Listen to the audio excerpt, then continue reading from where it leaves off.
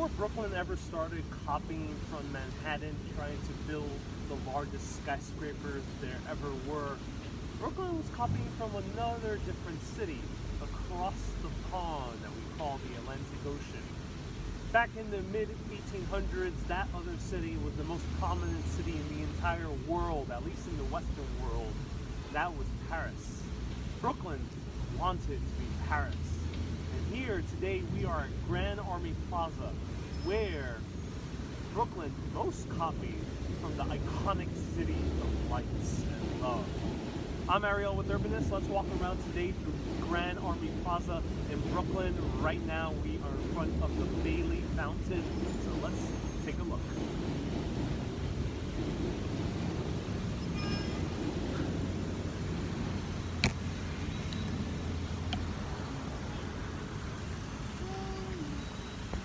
Hello everyone, welcome to the broadcast. I'm Ariel. This is Urbanist, a show where we explore the history and food of cities across the world. I just came back from Puerto Rico and I am now in Brooklyn. However, this kind of looks a little bit more like Paris. We have a huge arc in the back, and no, it's not Washington Square arc. This one is even bigger. We have a beautiful fountain and we have a wide kind of circular boulevard. So today we're going to learn about why this doesn't look quite New York City. That over there looks New York City. Look, that's downtown Brooklyn. It's already looking more like the Manhattan skyline than what we know of classic Brooklyn.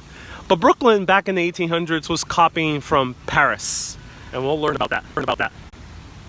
However, before I start, I want to share with you an interesting thing that happens to me every time I'm going to do a random Facebook Live, an impromptu, not planned, spontaneous Facebook Live. This has happened to me dozens of times. Just before I started, I was sitting right down there, and one urbanist who watches from Milan, Italy, was visiting New York City and stopped me and saw me and said hi and took a selfie with me. That her name is Claudia. Say everyone hi to Claudia. She was awesome for stopping and saying hi. She said that I was doing something incredibly important to tourists who are around the world, especially the way I speak English, and I speak in a very softly, very good, slow way that a lot of people can understand from around the world. So that's so awesome to hear.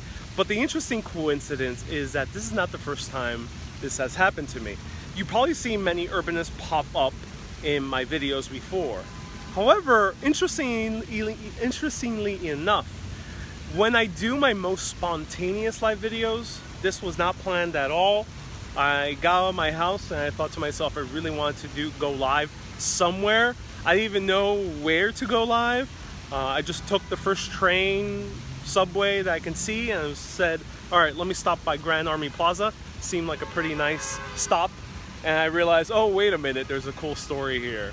And as I was sitting down about to do a little bit of research for this short Facebook Live, Claudia from Milan, Italy, stopped by and said hello and took a selfie. She'll probably comment on this later. She's probably exploring right now Brooklyn. But I find this so interesting that always happens to me right before I do these random Facebook Lives. I want to get your perspective. What do you think that means? I don't know. One interpretation I have is that maybe I should do more of these random Facebook Lives. That these random Facebook Lives are kind of fun, spontaneous. These are the ones that I think might make Urbanist stick out alongside my planned historical videos. So let me know, what do you think that means? Random Urbanists popping up right before I do spontaneous Facebook Live. And sometimes in the most random places. Last year, I had that happen 4 times in a row. It was like Governor's Island, it was some random neighborhood in Brooklyn, and it was like 2 other places in Manhattan that weren't like touristy places. All right, let's go back to exploring. Ian says famous around the world. Hello, Claudia. Susan, what does that tell you? Gonza, hello. Hello, Kathy. Hello, everyone. welcome back. Must catch up with your Puerto Rico videos. Yes, Ian, definitely catch up. I uploaded a few more HD versions of the Facebook Lives. 3 of them were already uploaded to HD because Facebook is now luckily uploading most of the videos to HD. But the other 3, I just re-uploaded it, so you can check those out. Hello, Irene. Hello, Marie. Hello, Denise. Welcome. We are in Brooklyn right now. I think it means you're awesome everywhere. Thank you. I really appreciate that. All of you are as well. Especially when you say hi. I really appreciate when people say hi after watching my show. It's awesome to... It's awesome. Today, by the way, it's not a historical video. We're just wandering around Grand Army Plaza. I have a little bit of history to tell you, but it's not full-on history. It's awesome when people who watch this show stop me in the middle of the city. I've been stopped by people all the way from London to Madrid to over here in New York City, and also Philadelphia. It's always nice to see people in real life because making these videos, I see all your amazing faces on the comments. I see all of you commenting sometimes after a while, so I see very familiar faces, but sometimes different seeing someone in the actual flesh, in person, say hi. I think that's so cool. So thank you for doing that. Everyone who has done it before, if you see me ever walking in any city, feel free to say hi for a few seconds. I might be able to talk for a few minutes, but definitely feel free to say hi. If I'm video or not, feel free to say hi. Feel free to definitely say hi if I'm on a date, because, you know, I want to impress someone. I'm just joking. Alright, so let's go to our first stop. So we're gonna wrap back around this beautiful fountain. I want to show you the 4 sculptures that are all around here, kind of give you a sense of how this area looks like. Cindy says, come back to London. Now I really do have to go back to London. I'll have to have my dog, says Sally. Ian said, had the pleasure of passing you on the High Line last year, so we'll definitely say hi next time. Didn't want to disturb a live video. Yeah, live video, I'm more than happy to say hi for a few seconds. So if you ever see me doing a live video, feel free to say hi. And Ian, I hope we bump into each other again. It was so awesome that we bumped into each other over there in the High Line. Karen from Ohio, welcome. Hello, Shannon. Hello, Naomi. Hello, Irene. It's interesting. It says that you have a lot of followers and it's serendipitous. You know what? I am personally not surprised by serendipity. If you've listened to the various podcasts I've been on or read my personal posts on Instagram or on Facebook, you'll probably notice that I'm a firm believer in serendipity, and I am no stranger to it. It happens to me quite a bit, and I've talked about the beauty of exploring cities and having this serendipitous encounters, maybe bumping into a piece of history, into a landmark, into some awesome person who tells you a cool story about a place, or bumping into people or friends. You see me bump into many friends here while I was on live video, and so awesome because this is a city of 8 million people. If you take greater New York into account, 16 million people in this city, and the chances to bump into one person, let alone at this point about 20 people on my live videos, it's kind of crazy. I think that's the beauty of exploring. That's the beauty of following your heart. So go to my personal profile, Instagram /TheArielVieira, or my personal Facebook, where you can find me, Ariel Vieira. There you can read more about that. Here, I'll stick to history. So here we have a statue of a very famous Brooklynite. I don't know too much about him.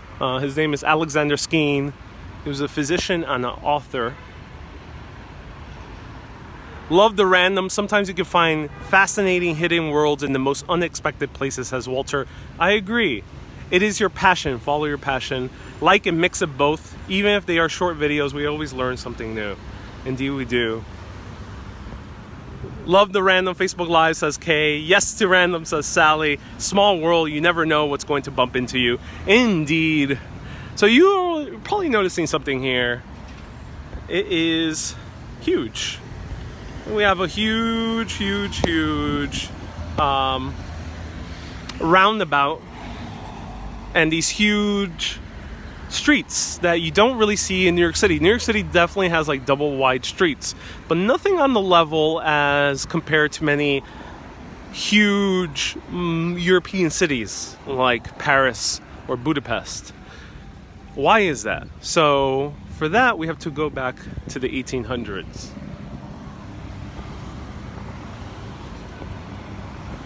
Let's wait for the light. Let me cross back here. Hello, Sandra. Welcome. Hello, Javier. Good afternoon. Hello, Joanne from Denmark. And hello, everyone.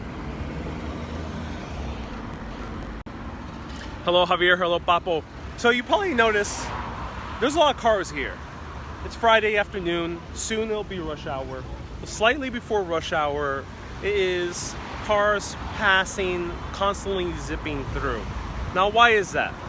Well, first of all, where are we in Brooklyn? Well, we are kind of in the intersection of Prospect Heights, which is right down there, and then further down is downtown Brooklyn. So Flatbush Avenue, the main thoroughfare to get to downtown Brooklyn. I did a tour of it last year. This way is further into Prospect Heights, and then down there is another very popular neighborhood of Park Slope, which I've done the tour of before. This right here is the most busiest intersection in all of New York City, of all of Brooklyn, to be specific. The busiest intersection of all of Brooklyn. And there's also one other major thoroughfare here, and that's Eastern Parkway. Now, Eastern Parkway is very special because Eastern Parkway looks straight out of the city of Love, and we're going to investigate why.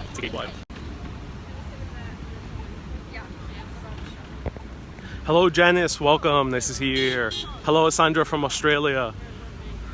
So here is a statue of John Fitzgerald Kennedy, also known as JFK. He was the 35th president of the United States of America. And here's a statue in his honor, which is a very interesting statue in his honor because this is New York City. He is a Bostonian, first Catholic elected president also. Every president before John F. Kennedy was a Protestant of various different denominations, but they were all Protestant. Most of them were Episcopal. But beautiful statue. I wonder why they built it here.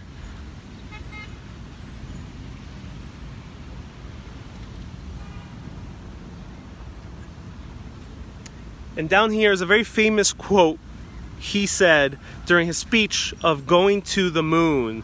And he said, "Ask not what your country can do for you, ask what you can do for your country."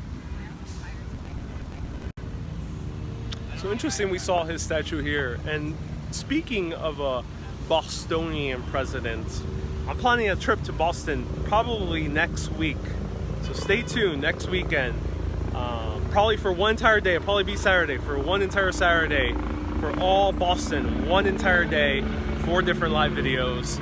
All Boston. One food, one hidden history, one something else, one something else. Now back here is where things get really interesting.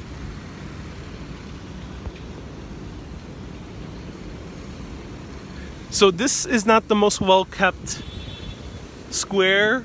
However, that will be changing soon. And the reason that will be changing soon is because Park Slope is already one of the most beautiful neighborhoods there are in Brooklyn. Definitely one of the most famous neighborhoods there are in Brooklyn, alongside with Williamsburg and Bushwick. But also Brooklyn as a borough is world famous at this point. And it might have taken it more than 100 years to achieve it becoming the new Paris of the world, but I think it's already getting there. Here is the Bailey Fountain. Isabel, you say only go to Salem, Massachusetts to talk about witch history. Yeah, that actually would be a fun day to do. Maybe one day. It's a very fascinating history, actually.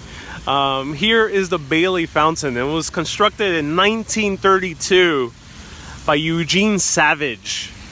Now, it originally replaced the fountain that was here when they built this huge ark, which we're going to talk about, by Calvert Vaux and Frederick Law Olmsted, who were the architects of also Prospect Park.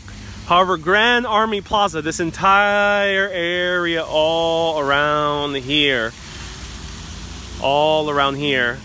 was made as the grand entrance to Prospect Park, which is basically the Central Park of Brooklyn. So much so, it was built by the same people and also a mere few years after Central Park was completed. Check out this fountain. Now, Eugene Savage, the guy who sculpted this, lived until like 98 years old. American architect, I think he was from Connecticut. Absolutely gorgeous. I'm so blown away by this, especially how they made the water kind of just sprinkle mist all around.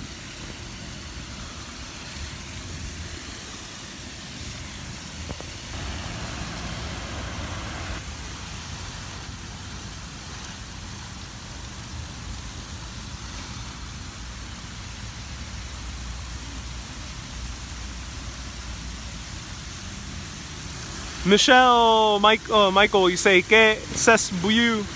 Such a beautiful fountain, I agree.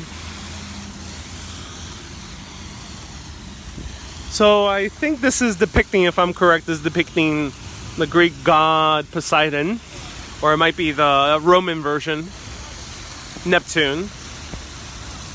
If anyone can really tell for sure, but I think this is the Greek version.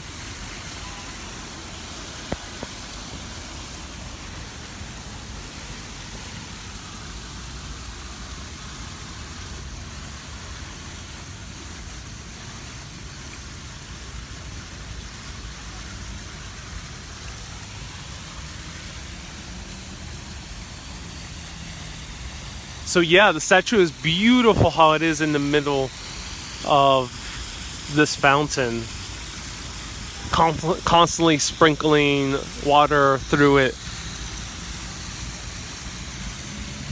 Here's a merman.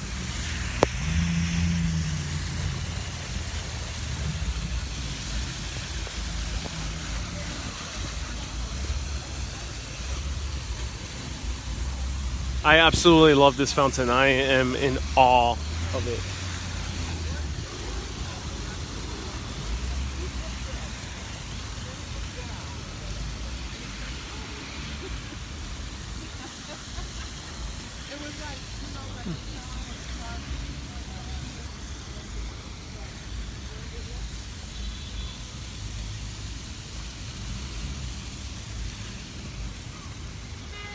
So usually there's a plaque.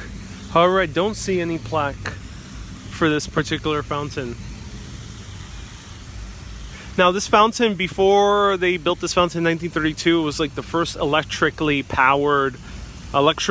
lit water fountain. So they had the electric fountain here, filled with the electric lights, built like in 1889, and it was quite a wonder to see in the early 1900s because electricity was just coming onto the scene.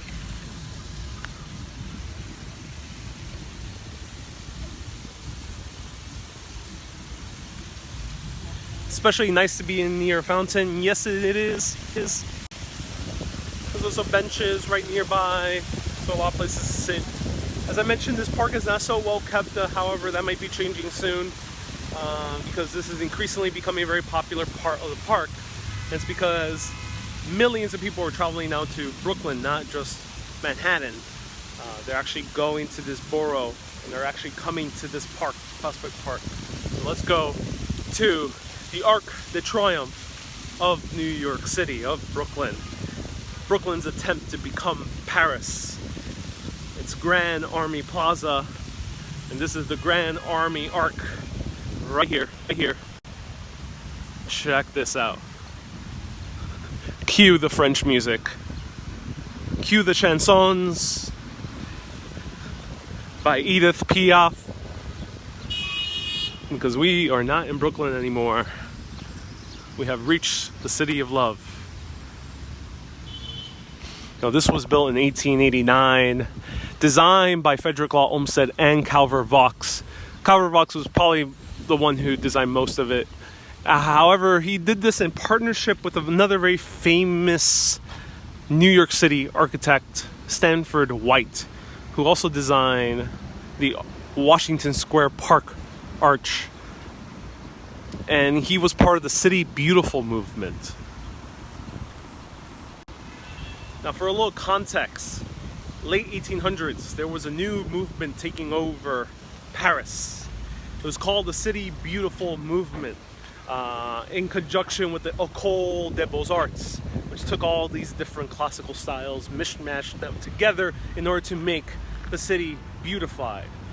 Because cities like Paris, Budapest, and many others in Europe were built in medieval times, and their buildings were old and decrepit by that time. And they wanted to replace them with these huge buildings made out of pure stone and filled with ornamentation. So in the mid-1800s, that's where George Haussmann came into play. George Haussmann had a very radical idea for Paris. He wanted to destroy the majority of medieval Paris. These old, decrepit buildings are so up close to each other, very kind of cramped against each other. He wanted to build huge, wide boulevards, massive stone buildings, and a very specific aesthetic for all these buildings, a uniform aesthetic. He wanted to build Paris into an outdoor museum. So George Haussmann, on the behest of the government, started tearing down blocks and blocks of medieval Paris and started replacing them with all these huge stone buildings. Suddenly Paris became modern at that time, mid-1800s. But beyond becoming modern, there was a certain beauty to it, because this beauty was kind of designed from the top down, from urban planners above, kind of taking the city and doing it what they will with it.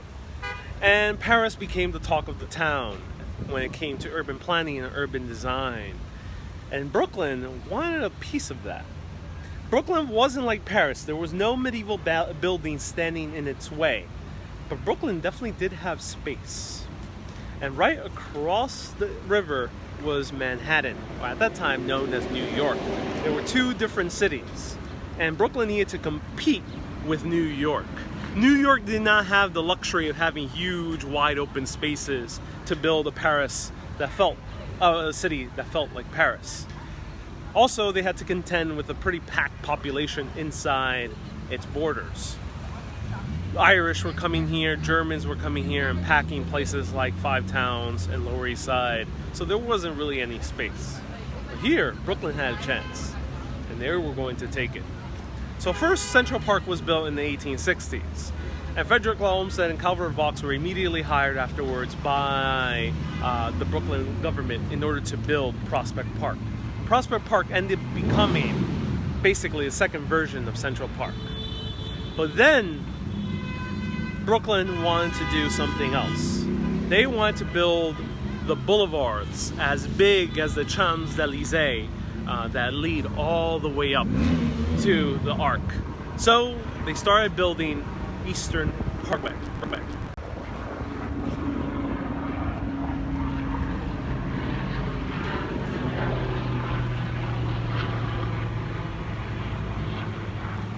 So this is the Soldiers and Sailors Memorial Memorial Arch, and it was built in 1889.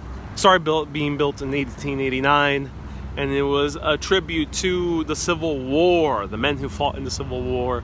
And we're gonna see their statues around.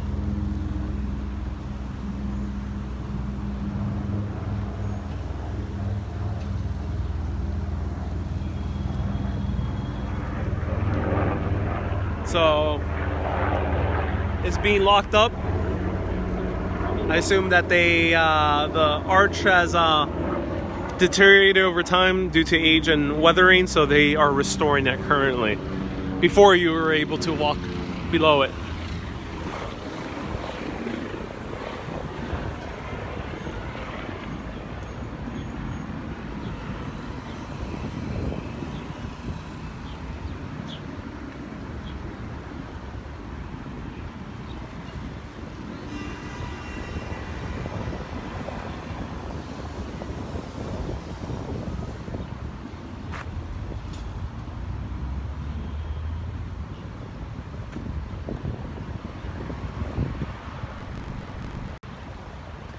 So the grand entrance to Eastern Parkway and the wider boulevards of Brooklyn was going to be this arch. And it also was this opening grand entrance to Prospect Park. So suddenly Brooklyn was starting to becoming a lot more like Paris.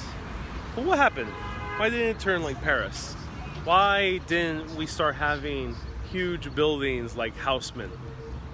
Well, one little merger happened between the great boroughs of Greater New York. Brooklyn and New York, alongside with Queens, Staten Island, and the Bronx, united and became the greater city of New York.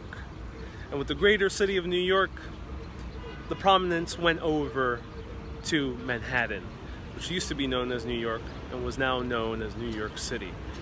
So Brooklyn kind of was second tier, and these massive, huge buildings for it could not have been built.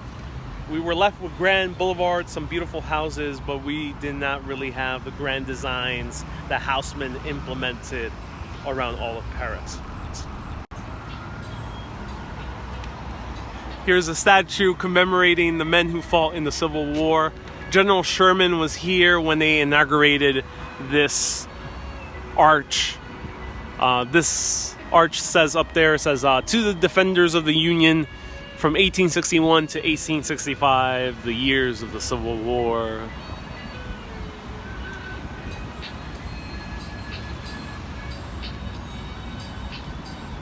And we can see the fountain right behind it. Very gorgeous, very beautiful.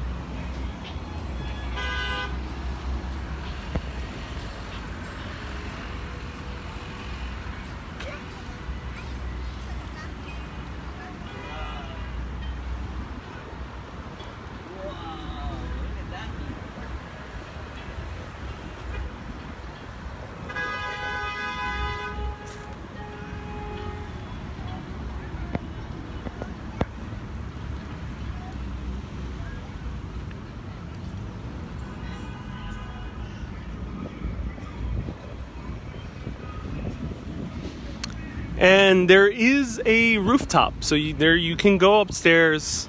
Well, it's not open to the public. However, if you ever know someone who works for the public parks department, you can go upstairs and probably see beautiful views of Eastern Parkway, which is right over here.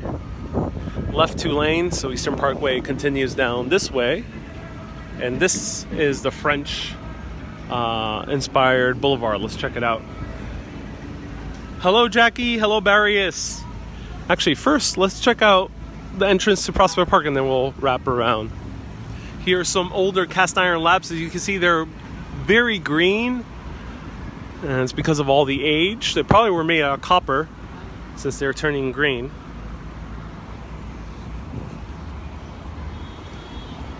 And let's walk across to the grand entrance of Prospect Park. So it is a little bit tricky to drive around here. Janet says the City of Lights is Paris. Oh yes, I know. When I said City of Lights, I was referring to Paris, not New York City. That is Park Slope right down there. I've done many tours of Park Slope. Check it out if you want to see that neighborhood. And this area looks very familiar. My old stopping ground was not far where I grew up. So Brooklyn did not quite become the Paris, the new Paris of the world at that time in the 1800s. However, I think the magic of Paris is not only with the architecture. the magic of Paris from the 1890s all the way to the 1930s was the culture. I think the sheer concentration of famous writers, musicians, painters, artists of all kinds, and even some famous scientists were all in Paris during that time. I think the same thing has happened to Brooklyn. So while Brooklyn did not become the Paris in that time, I think it's becoming the Paris of now, of the 21st century. And it's because the highest concentration of writers, musicians, artists is right here in Brooklyn.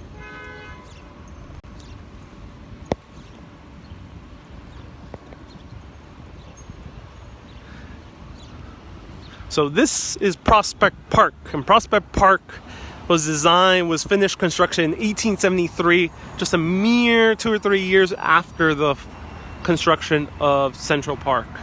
What happened was that Brooklyn saw that Manhattan, which at the time was a different city, was the city of New York. They saw that New York had this grand, beautiful park, and suddenly New York was becoming world famous because of the new Central Park.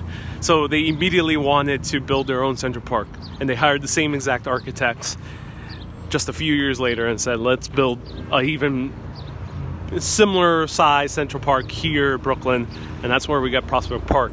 However, what happened in Prospect Park was interesting because Brooklyn gave a little bit more leeway to Frederick Law Olmsted and Calvert Vaux to do a little bit more different things that they want to experiment with, such as like different terrains and different kind of winding pathways that were a little bit more even easier to get lost in. And they were accomplishing that, and they were able to basically build the Central Park that they always wanted to build, and that's where we got Prospect Park. So if you talk to a hardcore Brooklyner, which I am not, I was raised in Queens, but if you talk to a hardcore Brooklyner, especially the older they are, they might see that Prospect Park is a little bit better than Central Park. But you be the judge. Have you been to Prospect Park? What do you think? So here's one of the more modern constructions that has happened in this roundabout, in this circular street. And that was constructed about like 10 years ago, I think, around there. It cost a few $1 million. Beautiful property. If you live anywhere in this area, you buy now, it probably costs 2 or 3 times more moving forward in the future. So yes, it is. Here is the Brooklyn Public Library. This was built from 1913 and then finished construction all the way in the 1940s. And it was built in a very unique style. It was a combination of Beaux Arts, a little bit Beaux Arts, but I think it's a secondary style, which is Art Moderne, which is modern art. So you see these very clean lines. It almost looks like Brutalist, so it's kind of like a predecessor to Brutalism. But beautiful, beautiful library with over 1 million books inside here and over 1 million people visiting this library on a yearly basis. The Brooklyn Public Library System is the 5th largest library system in the United States of America. I think New York is probably number 1 or number 2.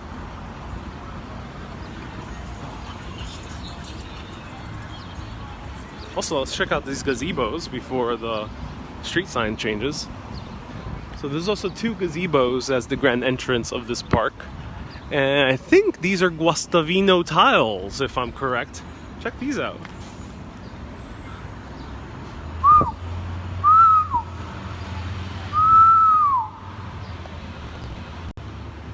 Very cool echo. Whoa. Whoa. Cool echo. So it's echoing right here. Guastavino tiles, they have to be because of the huge echo. This is awesome. So there's a lot of reverb. If you had a band playing there, you have your natural reverb for great concerts. So let's take a closer look at the library. If we can.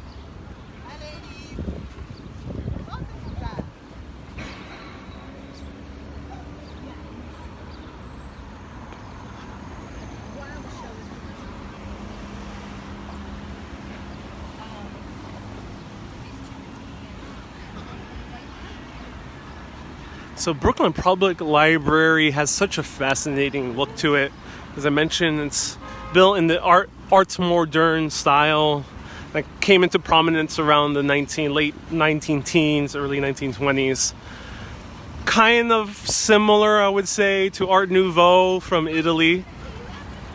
And it seems like a kind of predecessor to Brutalism, especially with these huge concrete blocks or stone blocks that are smoothed out.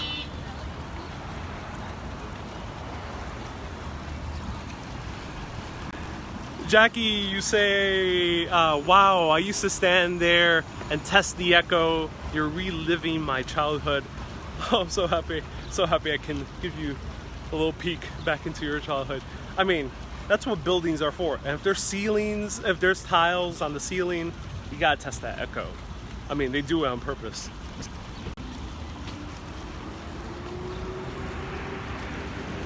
You know, I encourage everyone, if you are here in, well, any place in the world, always play around the architecture, touch the architecture. If you are in an enclosed area, play with that echo. That's what architecture is for. Architecture is meant to be used. It's not meant to be ogled at and studied at alone. It's meant to be played with. It's meant to be touched. It's meant to be heard. Architecture is supposed to stimulate all the five senses if you let it to. So I can't go inside because they probably won't allow me with my camera, but let me show you a little bit closer these beautiful gold tiling work right here. Gold work. Probably seeing like a summary of the progress of education, of learning, of knowledge. Hey, there weren't tables with umbrellas back in my day. Yeah, this is I think the tables and the umbrellas have been here for maybe a little bit more than 10 years. A little bit less than 10 years maybe. I remember them as far back as like 2010.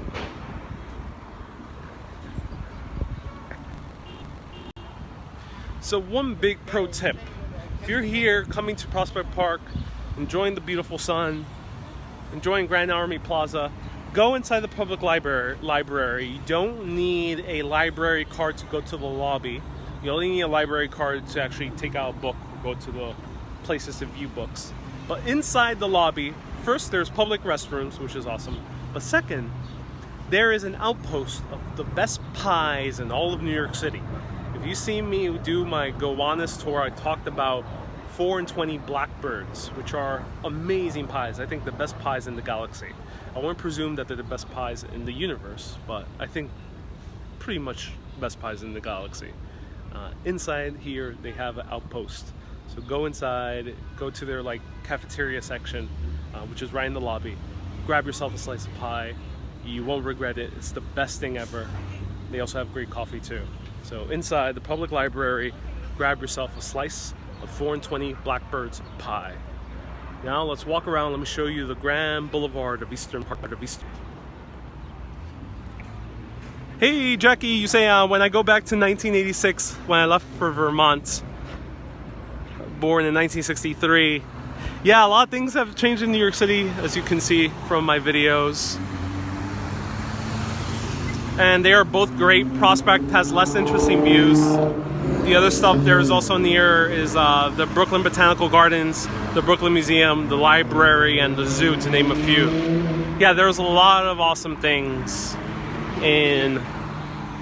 here in New York City, in Brooklyn.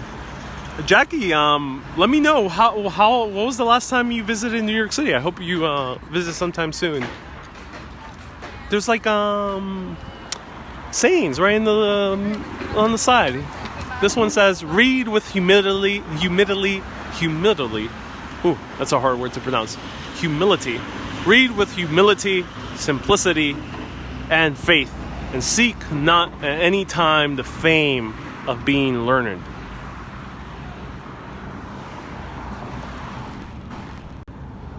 Whoa, that strikes true.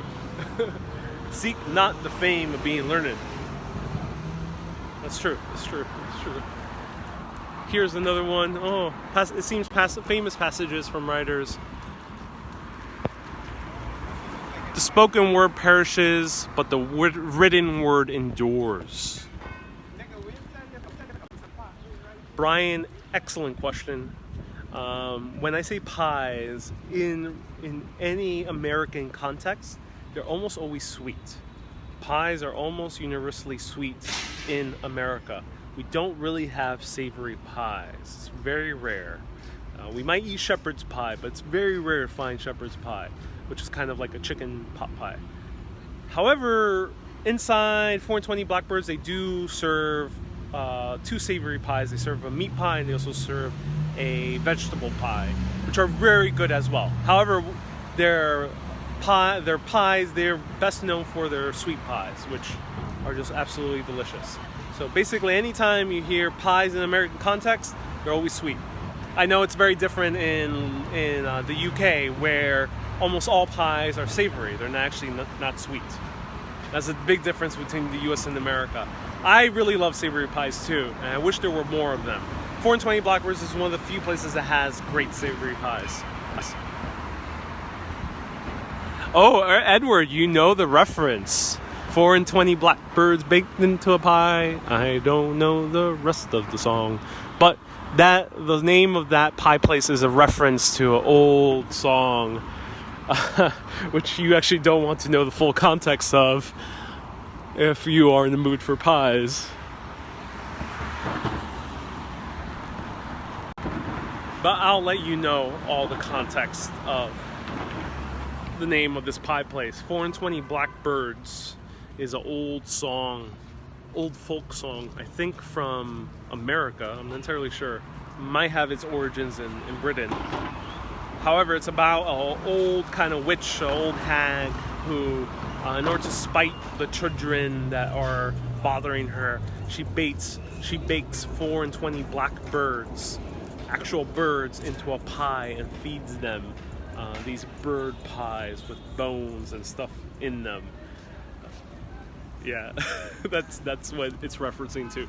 Old children's folk songs are actually kind of disturbing if you look into them. It's not just that song. There's a bunch of other songs that are just highly disturbing.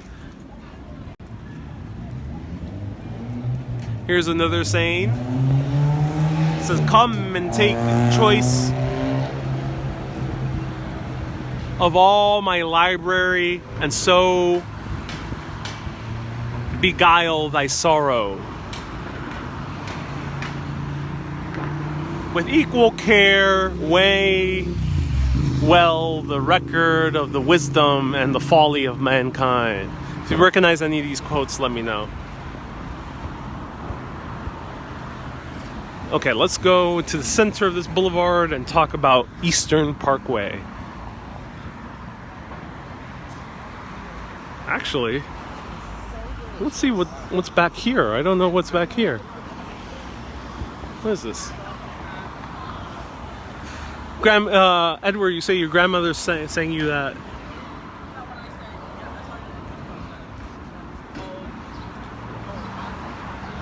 So here is the children's library section. And when the pie was opened, the birds began to sing. Ooh, okay. Thank you for the extra context. That is very grim. Look at these cool walls. Wow. Oh, and there's a little passage here in the back.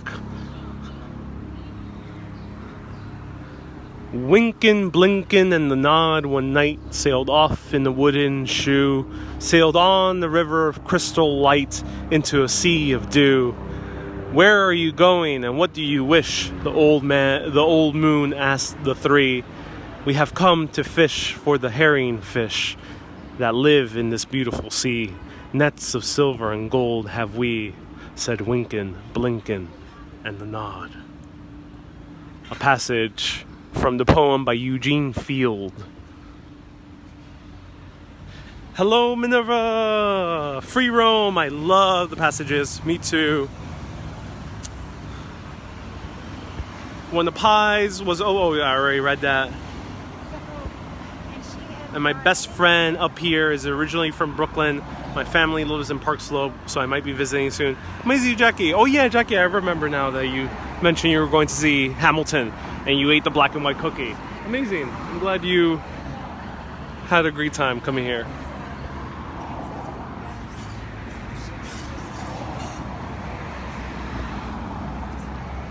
So here on the side is an entrance to Prospect Park.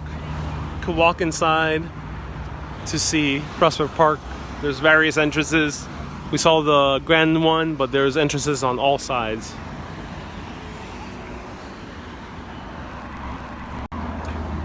Free roam. You say you love Frogger. Frogger. It's a game you should not play out in the streets. Unlike the video game Frogger, where all you do is lose a life, a pixelated life. Here, you can lose your real one.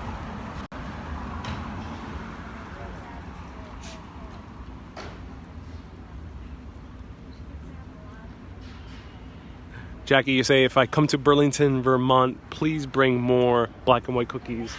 Will do. Black and white cookies are so good.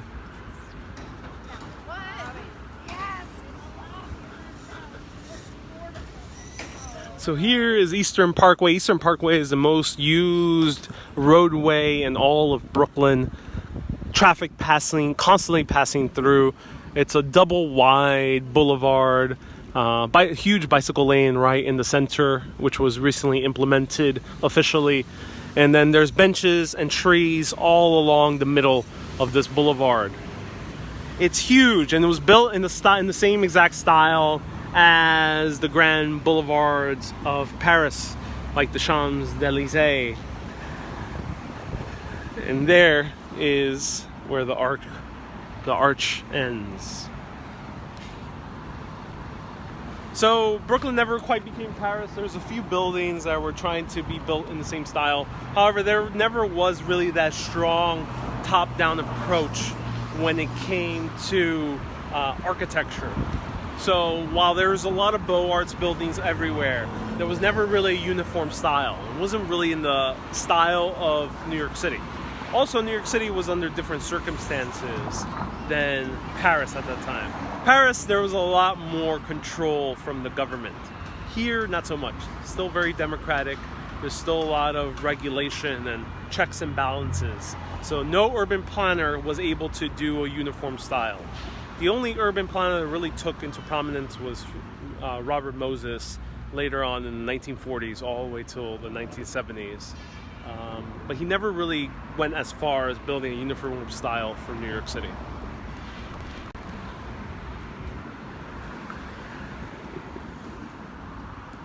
Alright, so not much to see in the boulevard, so let's take a tiny peek into Prospect Park.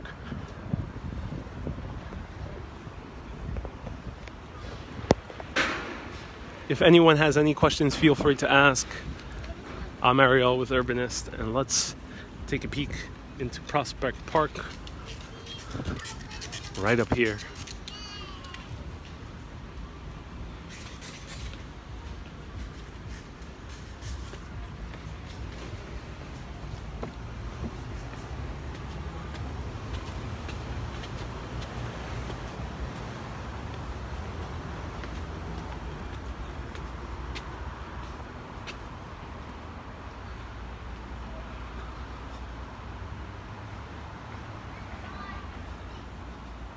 Yeah, Brooklyn has improving. There's still more room for improvement. Brooklyn, there's still more room for improvement, but it's becoming a lot better. It's a lot cleaner. And here's Prospect Park. Ladies and gentlemen, people of all genders. Beautiful.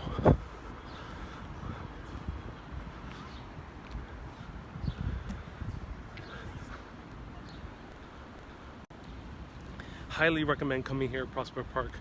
It's a huge park.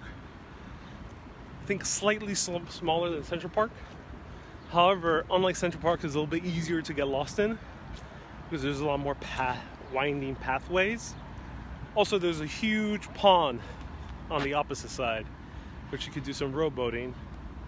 And also, at the border of Park Slope, you can see the huge mansion, which I referenced in my Hidden History episode 2 weeks ago.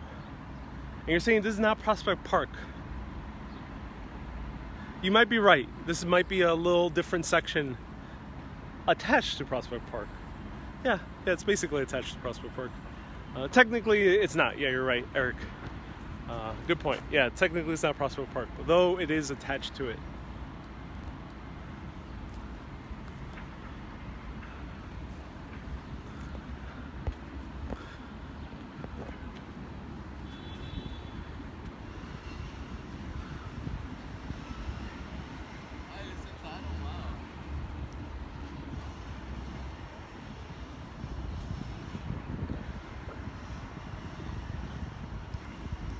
Jackie, you say you used to feed the squirrels on the slide because there was a rule against that. Yeah. There is a rule against feeding the squirrels. Though no one will really stop you unless you're like mass feeding them. If you have a bunch of bird feed and you're feeding hundreds of pigeons, then the police might stop you. However, generally no one would stop you if you just give a tiny little piece of bread to a squirrel.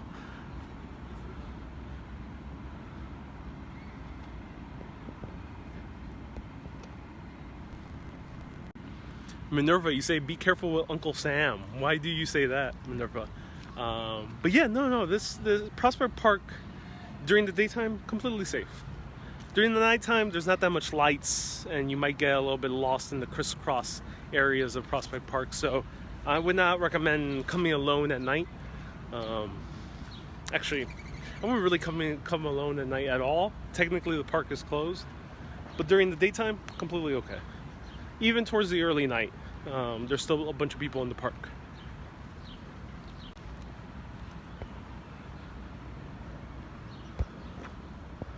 If a ranger saw you, get a warning and a hasty look.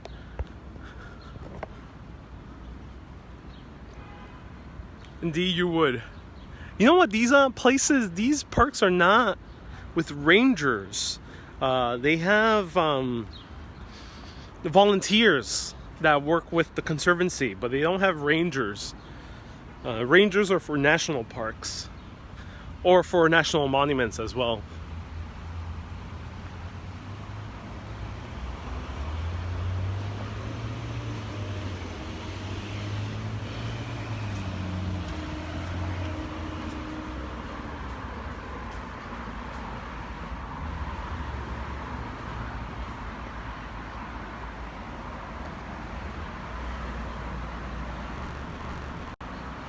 So I'm gonna see if I can get myself a piece of pie, take a photo of it.